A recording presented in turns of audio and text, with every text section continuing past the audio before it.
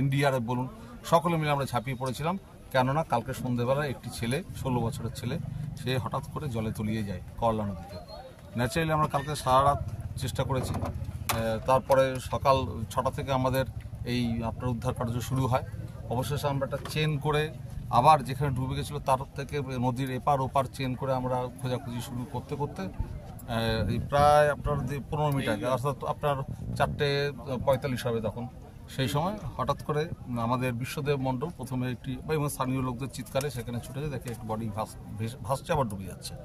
সঙ্গে সঙ্গে গিয়ে ঝাঁপিয়ে পড়ে, সেখানে আমাদের সকলেই গিয়ে ঝাঁপিয়ে পড়ে এবং বিশ্বদেব মণ্ডলের টিম এবং শুভম আমাদের সিভিল ডিফেন্সের যারা টিম আছে তারা গিয়ে সঙ্গে সঙ্গে বডিটিকে তুলে পাড়ে নিয়ে আসে এবং তখন তাদের পরিবারের যারা ছিল তারা শনাক্ত করে যে এটি সেই বাড়ির ছেলে। ছেলে খুব দুঃখজনক ঘটনা, খুব মর্মান্তিক ঘটনা। কিন্তু আমরা বলি এই ভরা বর্ষায় করলা নদীর জলে থেকে আর কি কোনো দেহ উদ্ধার করতে পারা, এটা বলবো এটা সত্যিই এটা আমাদের সারা রাত ধরে যে প্রচণ্ড পরিশ্রম এবং আজকেও যে সারাদিন ধরে আমাদের প্রচণ্ড পরিশ্রম, এটা সকলের পরিশ্রম এবং সকলের যে ঐকান্তিক সহযোগিতা তার ফল। আমি এই অনুরোধ আপনাদের মাধ্যমে করব যে এই ভরা বর্ষায় কেউ পাহাড়ি কোনো নদীতে নামবেন না।